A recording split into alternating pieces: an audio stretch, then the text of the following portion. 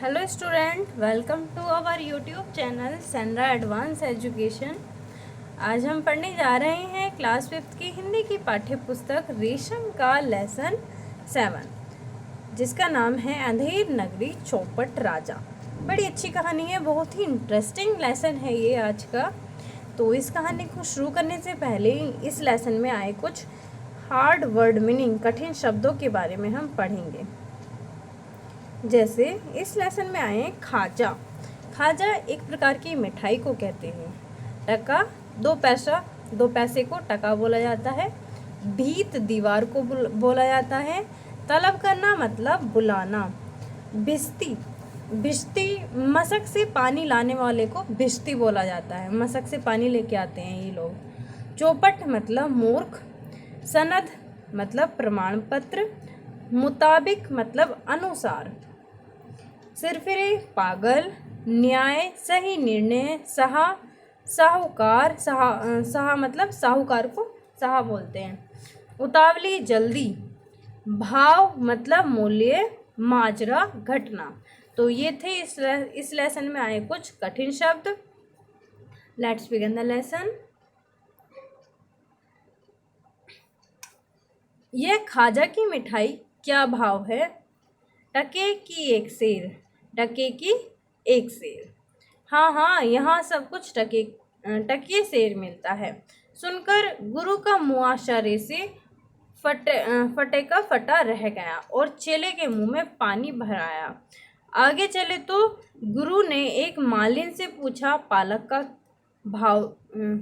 क्या भाव दिया है माई? टके सेर महाराज। पालक, गोभी, बैंगन, मूली, बथुआ, मेथी, कुछ भी ले लो, सब टके सेर दिया है, मालिन ने सब्जी पर पानी छिड़कते हुए कहा। अब गुरु और चेले एक गांव में आ गए हैं। एक विचित्र सा गांव है जहां पर हर चीज टके की 1 सेर दी जाती है, चाहे वो खाजा है, मिठाई है, मतलब खाजा जो है एक प्रकार की मिठाई को कहते हैं, चाहे वो मूली है, चाहे बैंगन है, सब चीज टके की 1 सेर दी जाती है। तो जैसे ही खाजा के भाव का पता चलता है तो जो गुरु होते हैं वो आश्चर्यचकित हो जाते हैं बहुत ज़्यादा, और चेले के मुंह में पानी आ जाता है। गुरु के आश्चर्य का ठिकाना ना रहा। खाजा, बर्फी भी टके सेर, साग सब्जी भी टके सेर, यह कैसा नगर है? गुरु ने मन ही मन कहा। अब जो गुरु होते हैं वो मन ही मन सोचते हैं कि ये कैसा विचित्र सा अजीब सा गांव है जहाँ पर सब चीज़, चाहे वो बर्फी है, चाहे साग सब्जी है, चाहे कुछ भी चीज़ है, सब टके की 1 सेर ही मिलती है। चेले की नज़र हलवाई की दुकान पर लगी थी। बोला, महाराज मिठाई ले आऊं? 2 सेर काफ़ी होगी। जो चेला था, क्योंकि उसको पता चल गया था जो खाजा है वो 1 सेर टके सेर मिल रहा है, तो उसका जो मन था वो बहुत ज़्यादा ललचा रहा था मिठाई खाने के लिए। अब वो गुरुजी से भी कहता है कि गुरुजी, क्या मैं 2 सेर ले आऊं? 2 सेर काफ़ी रहेगी। ठहर अभी। गुरुजी कहते हैं कि अभी रुक जाओ। गुरु ने चेले को झड़कते हुए कहा। फिर मालिन से पूछा, इस नगर का क्या नाम है? यहाँ का राजा कौन है? जो गुरुजी होते हैं वो अपने चेले को रोक देते हैं। वो कहते हैं कि अभी रुक जाओ, और एक मालिन से उस नगर का नाम पूछ लेते हैं, किस नगर का क्या नाम है। नगरी का नाम है अंधेर नगरी और राजा है चौपट राजा। यहाँ सब चीज़ें टके सेर मिलती हैं, साग सब्जी हो या खाजा बादाम। अब जो गुरुजी हैं उनको मालूम होता है कि उस नगर का नाम अंधेर नगरी है और वहाँ के जो राजा हैं उनका नाम चौपट राजा है, और यहाँ पर सारी चीज़ें टके सेर मिलती हैं, चाहे वो साग भाजी हो या फिर खाजा बादाम हो। अंधेर नगरी चौपट राजा, टके सेर भाजी, टके सेर खाजा। गुरु मन ही मन बुदबुदाए मतलब हंसे। फिर बोले, बेटा गोवर्धन दास, यहाँ से चलो, कहीं और चल यहाँ से चल, कहीं और चल, यहाँ तो एक भी पल ठहरना ठीक नहीं है। अब जो गुरुजी होते हैं वो इस तरीके के मतलब नगर का नाम सुन करके, राजा का नाम सुन करके वो बहुत ज़्यादा आश्चर्यचकित हो जाते हैं और अपने चेले से भी वहाँ से चलने के लिए बोल देते हैं। वो कहते हैं कि यहाँ पर रुकना ठीक नहीं है। यह कहकर गुरु चलने को तैयार हुए। चेले का मुंह लटक गया। वह बोला, महाराज यहाँ कष्ट क्या है, चीजें कितनी सस्ती हैं, और महाराज आज तो मैं थक भी गया हूँ। चेले के स्वर में विरोध का स्वर स्पष्ट था। गुरुजी वहां से चलने के लिए तैयार हो गए। उन्होंने चेले से भी कहा कि आप यहाँ से चलो, यहाँ पर रुकना ठीक नहीं है, लेकिन जो चेला था उन्होंने विरोध करते हुए उनसे कहा कि मैं बहुत ज़्यादा थक गया हूँ, मैं यहाँ से नहीं जाऊँगा। एक तरीके से उन्होंने मना कर दिया जाने के लिए। अच्छा, तू पेटू है ना, मूर्ख, इस नगरी में अंधेर है, और जहाँ अंधेर अंधेर होता है वहाँ अन्याय का वास होता है। तू चाहता है तो तू यहीं रह जा, पर तू विपत्ति में पड़ जाएगा। जब तुम पर कोई विपत्ति आ जाए तो मुझे याद कर लेना। अच्छा, मैं तो चला। हरि ओम हरि ओम। यह कहकर गुरुजी वहाँ से चल दिए। वे ऐसी नगरी में एक पल के लिए भी रुकना नहीं चाहते थे। गुरुजी ने उसको समझाया। उन्होंने पहले तो ये कहा कि आप बहुत पेटू हो इसलिए यहाँ से जाना नहीं चाहते। उसके बाद उन्होंने समझाया कि इस नगरी में अंधेरा ही अंधेरा है, और जहाँ पर अंधेरा होता है, अंधेर होती है, वहाँ पर अन्याय का वास होता है, वहाँ पर न्याय नहीं होता है। आप इस शहर में रह करके, इस नगर में रह करके परेशानी में, विपत्ति मतलब परेशानी में पड़ जाओगे, और अगर आपको कोई विपत्ति आ जाए, परेशानी आ जाए, तो आप मुझे ज़रूर याद कर लेना। इतना क्या करी, गुरुजी वहाँ से चल देते हैं। गुरु आंखों से ओझल भी न हुए थे कि चेला भागता हुआ हलवाई की दुकान पर गया और मिठाई तुलवाकर खाने बैठ गया। गुरुजी अभी आंखों से ओझल मतलब गए भी नहीं थे, दूर भी नहीं हुए थे आंखों से। इतने ही जो चेला था वो भागता हुआ हलवाई की दुकान पर पहुंच गया। उसके बाद क्या हुआ? 2 महीने बाद गोवर्धन दास पहचाना भी नहीं जाता टके शेर में मिठाई खाते खाते मुटिया गया था। कभी कभी गुरु के लिए अफसोस कर लेता कि अगर वे भी यहीं रुक गए होते तो उनका स्वास्थ्य भी सुधर जाता, लेकिन नगर छोड़कर उन्हें खोजने जाए ऐसी मूर्खता नहीं कर सकता। 2 महीने बाद जो गोवर्धन दास थे वो मिठाई खा करके, टके से मिठाई खा खा करके बहुत ही ज़्यादा मोटे हो गए थे। उनको पहचानना भी मुश्किल था। अब उनको गुरुजी के लिए अफसोस हो रहा था, बहुत ही दुख हो रहा था कि गुरुजी वहाँ से ऐसे मतलब इस ऐसी जगह से क्यों चले गए। अगर वो रुकते तो उनका स्वास्थ्य भी सुधर जाता, लेकिन ऐसे में यहाँ इस शहर को छोड़ करके गुरुजी को ढूंढने के लिए जाए तो वो उसकी मूर्खता होगी। उन्हीं दिनों अंधेर नगरी में दुर्घटना हो गई।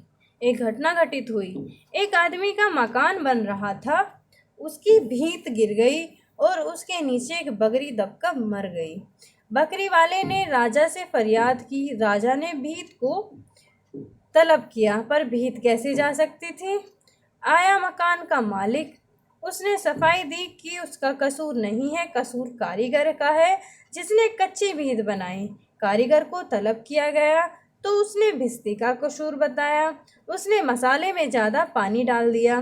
भिस्ती ने मशक बनाने वाले को फंसा दिया कि उसने मशक बड़ी बना दी, जिससे उसमें ज़्यादा पानी आ गया। मशक वाला भी उस्ताद निकला। उसने कहा कि गडरिये ने बड़ी भेड़ दे दी थी। अब क्या था, एक घटना उस नगर में घट गई। हुआ ये कि एक मकान की दीवार गिर गई। भीत मतलब एक दीवार गिर गई वहाँ पर, जिसके नीचे एक बकरी आकर के मर गई। अब जो बकरी वाला था उसने राजा से फरियाद की, अर्जी लगाई। राजा ने भीत को बुलाने के लिए कहा। अब दीवार कैसे आती, इसलिए दीवार तो आ नहीं सकती थी, तो फिर मकान का मालिक आया। मकान के मालिक ने कसूर कारीगर का बता दिया जिसने कच्ची भीत बनाई, मतलब दीवार को कच्ची बनाई थी। उसके बाद फिर कारीगर को बुलाया गया। कारीगर ने भिस्ती वाले का दोष बता दिया। उसके बाद भिस्ती वाले का कसूर ये बता दिया कि उसने मसाले में पानी ज़्यादा डाल दिया।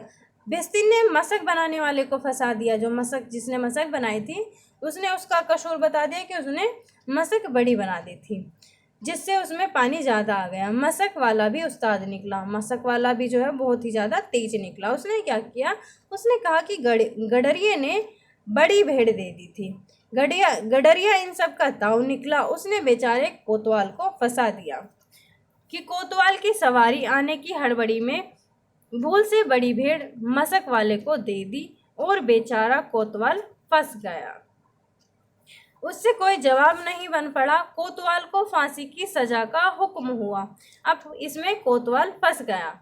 एक दूसरे ने कसूर एक दूसरे का बताते हुए कोतवाल को फंसा दिया। अब कोतवाल को फांसी की सजा सुनाई गई। बात यहीं समाप्त नहीं हुई। कोतवाल था बेचारा सीकिया पहलवान, दुबला पतला। सीकिया मतलब सीखने वाला, दुबला पतला सा। उसकी गर्दन में फांसी का फंदा ढीला बैठा। उसकी गर्दन में फांसी का फंदा आया ही नहीं, क्योंकि वो बहुत दुबला पतला सा था। पर इससे क्या, हुक्म हुआ कि जिस किसी की गर्दन में फांसी का फंदा फिट बैठे उसी को फांसी दे दी जाए। अब क्या हुआ, जब फांसी जो थी, फांसी का जो फंदा था वो बड़ा बन गया था, तो राजा ने हुक्म किया कि जिसके गले में भी वो फांसी का फंदा ठीक बैठ जाए उसी को फांसी दे दो। ऐसा आदमी तलाशते तलाशते सिपाहियों की नज़र गोवर्धन दास पर पड़ गई और अंधेर नगरी के चौपट राजा के कर्मचारियों ने गोवर्धन दास को ही पकड़ा, क्योंकि जो गोवर्धन दास था वो मिठाई खा करके बहुत मोटा हो गया था। राजा के जो कर्मचारी थे उनकी नज़र उस पर पड़ गई और वो उसको पकड़कर ले गए फांसी देने के लिए।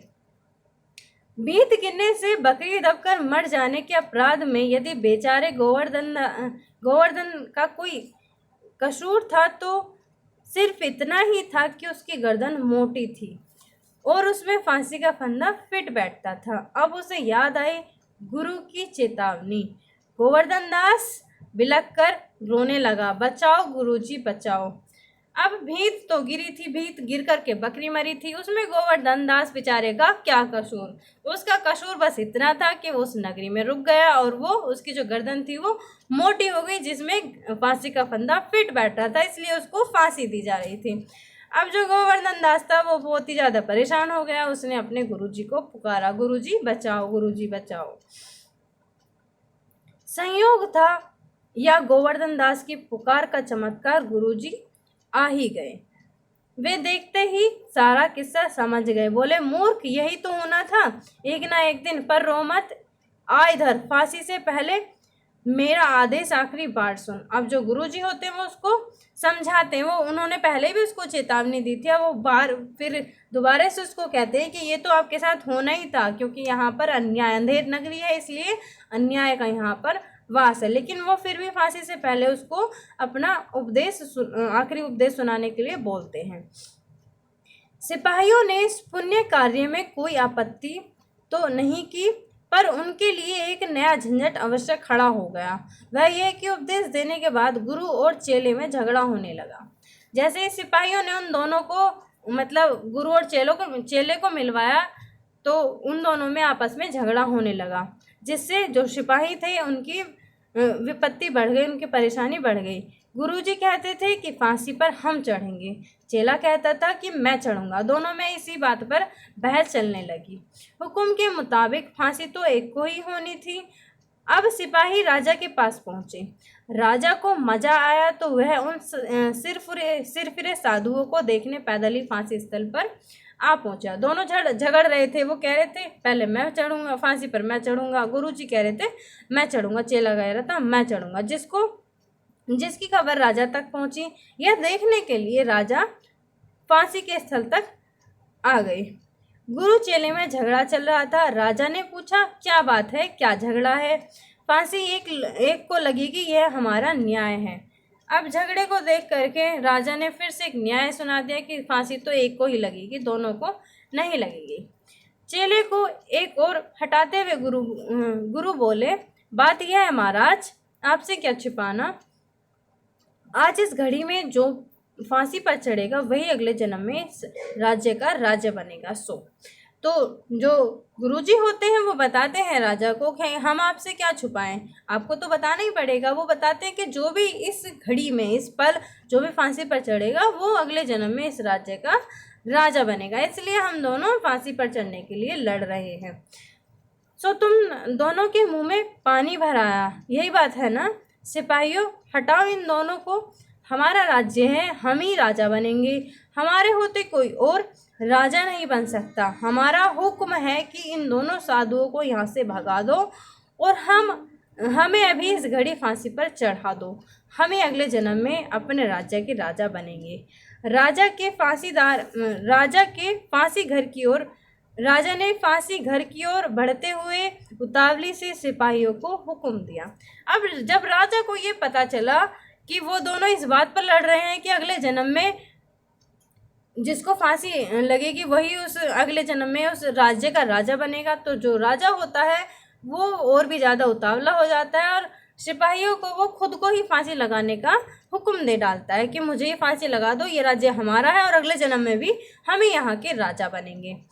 उसके बाद क्या होता है, जो राजा होता है उसको फांसी लगा दी जाती है।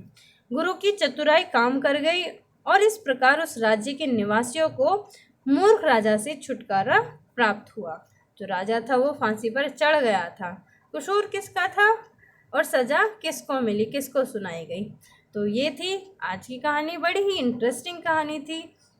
वीडियो अच्छी लगी हो तो वीडियो को लाइक करना, और अगर आपने हमारे चैनल को अभी तक सब्सक्राइब नहीं किया है तो प्लीज़ चैनल को सब्सक्राइब करना ना भूलें। Thank you.